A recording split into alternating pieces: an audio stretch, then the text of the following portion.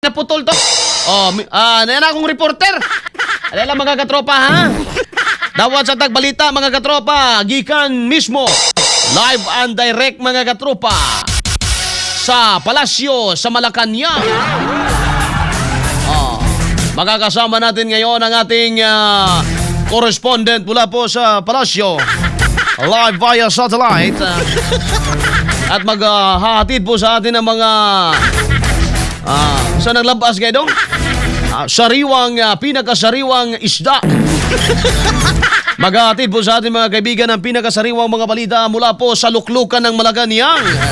Ihahatid po sa inyo ng ating correspondent, ating tagapaghatid balita, na siya po ay nagniniwang na.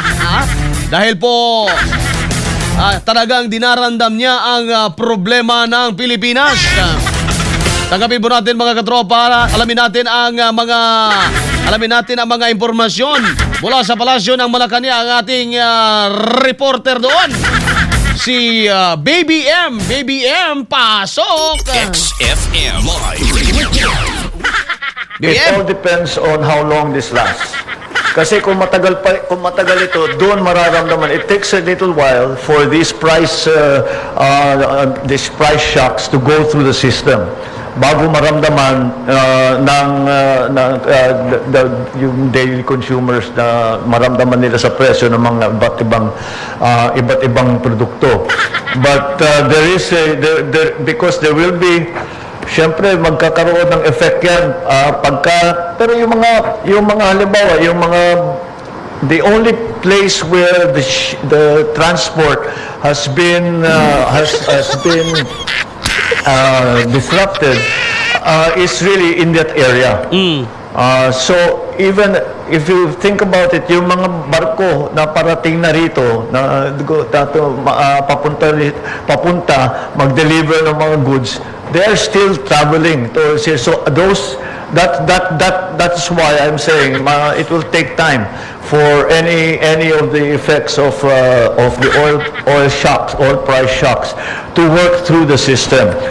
And of course, the prayer that we have is that before they work their way through the system, matapos na ito, so that hindi na masyadong maramdaman ng taong bayan. It all depends on how long this lasts. Okay dong. Maraming salamat. Hindi ko maintindihan ang report mo, katropa. Ano ba yan? May memo ka sa akin.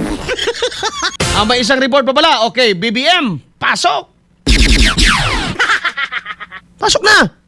The other thing that I missed is that we have given instruction and to all government offices to find ways to be more to save on energy.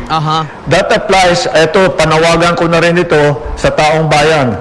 Maghanap tayo ng paraan upang mabawasan ang ating paggamit ng lahat ng mga sources of energy natin. Ito ay hindi pa, kagaya ng sabi ko, sapat naman ang supply natin. Ngunit ay baka sakali, ito ay kakailanganin natin gawin ito upang mabawasan nga ang pagbayad dahil tataas nga ang presyo. At hindi lamang sana sa government offices, but we have issued a directive to all the government offices to find ways to save energy in every way. Yung mga unnecessary travel, yung mga carpooling, yung mga bagay-bagay na ganyan. And these are things that the general public can do. We encourage the use of public transport, private vehicles. Punuin naman ninyo yung sasakyan ninyo. Huwag yung isang tao lang ang gumagamit. All of these things can come together. We will give further guidance in terms of that. We will give further guidance. We will make public service announcements to make suggestions to people kung ano yung pwede pa nilang gawin para mabawasan ang kanilang paggamit ng energy. So that is the situation as we have it right now. Thank you all for coming in on this for this very rapidly called press conference. Magandang umaga sa Thank you inyo. very much, Mr. President. Malacanang. Oh, the other thing Okay na. Ayaw lagi sige tira og tayo bongkol. Aba. Oh. Kato daw mga manglakaw, gamit ang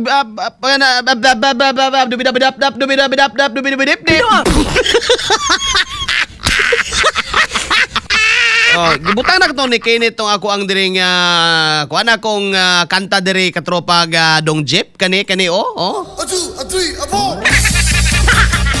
Gusto ko lang naman malaman niyo na ang isipan ko Masa pagsayaw ani dong?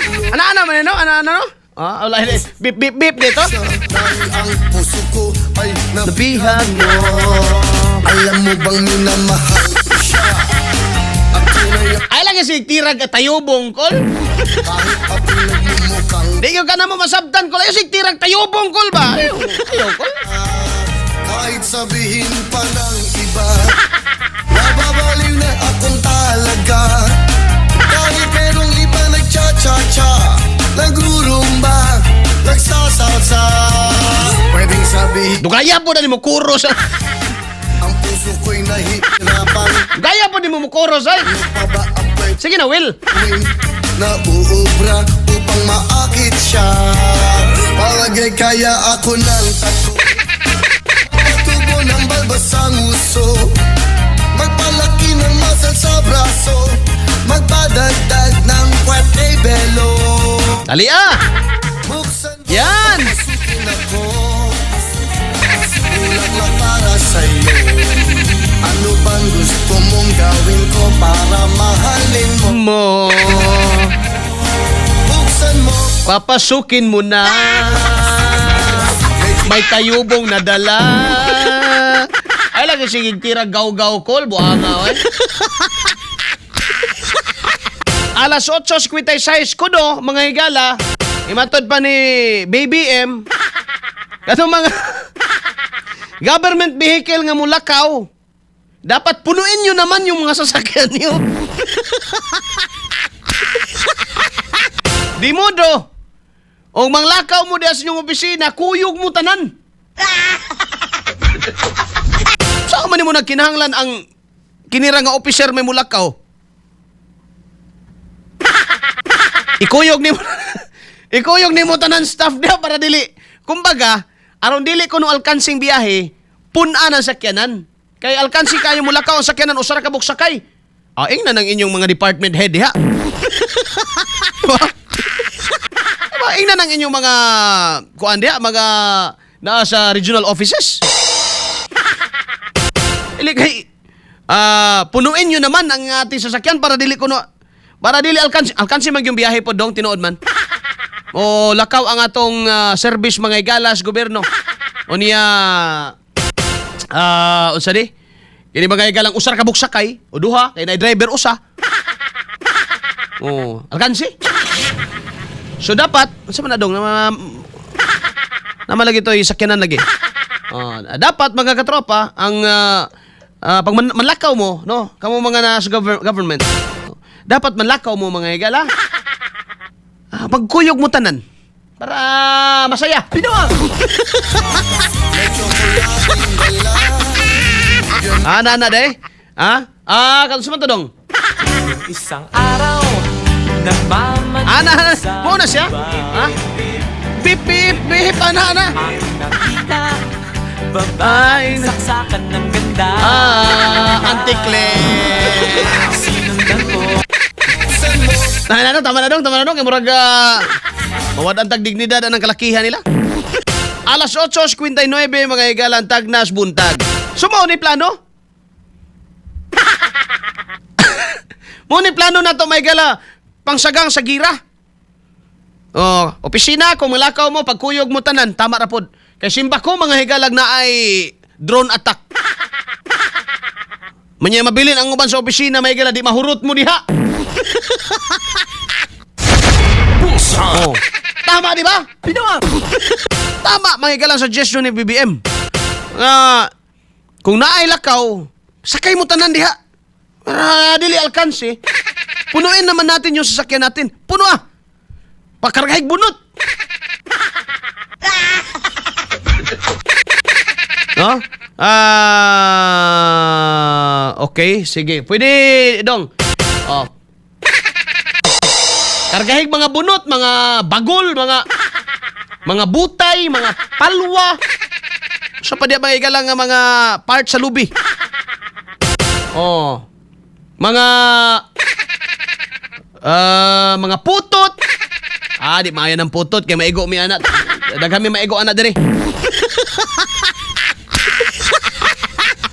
Kaya naman na, kaya pag naay tawagan missile, puno man mo. So, pag sa office na mo tugpa, simba ko, wala. Libre mo tanan, kaya nakasakay man mo tanan. Hala, punuan ang inyong mga sakyanan.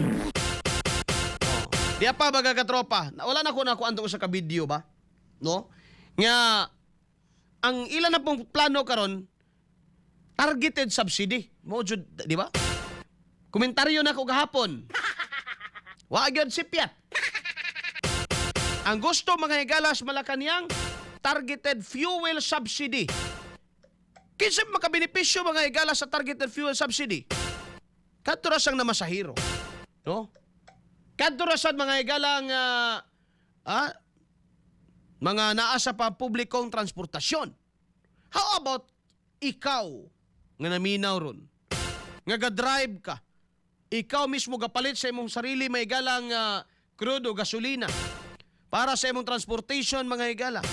Unsao naman lang. Di ba? Mas maayo unta to kung okay, mahadlok man gud sila nga mawad-an og pundo kay kung ihunong kuno ang pagpatuman sa excise tax, mawad-an og 300 billion ang pondo sa gobyerno. No, 300 billion na mawala kasi ang excise tax is, kung ako masayop, nasa tag 2 pesos yata per liter.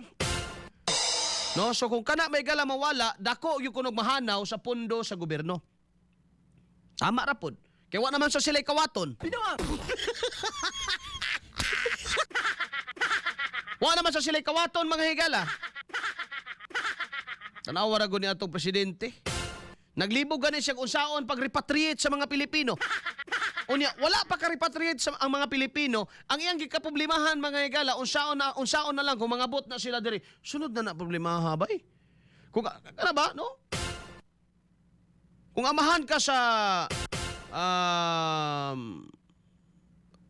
kung amahan ka mga higala sa usa ka panimalay, ang imong anak tuwa sa lisod nga kahimtang, ang unahon nimo mga higala og ang unahon nimo mga higala og patigayon nga mapauli nimo ang imong anak.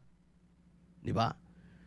Saka na nimo na hunahunaon although na anak kay giandam nga plano pag-abot sa inyong balay. Di ba? Itong panahon mga higalas COVID, ang atong mga igsuon nga nasa Manila atong gipauli. Di ba? Balik probinsya kay mamatay mo diha. Mamatay mo kuway sama diha sa Manila. Dire probinsya, dire tas probinsya. Sunod na nato na problema. Buhi lagi ta dire, buhi ta. Oh, karon ang presidente bay. Naglibog siya kay og iagi daw sa dalan mga igalang repatriation basig kunog maaagalaban. Naglibog siya iagi may galas kahanginan, eroplano, basig kuno may galag maaan kuno gihapon kalaban. Kadsot lang mga katropa, dawat sa kong report taon-taon mga katropa. Nana silar? Dong, pagkuha og video sa sunog dili bawal apan sigurohong makatawag na daan og bombero. Before ka mo live, panawag daan may galag bombero. Atong seron mga igalaw niya atubong silibon karon. Kining area may igala sa may Tuganay Bridge kay ablihan naman daw ni may igala sa mga sumusunod nga mga simana. Katropa mo sa balita, katropang Lars Anyol, kini tinuod yun nga reporter ha.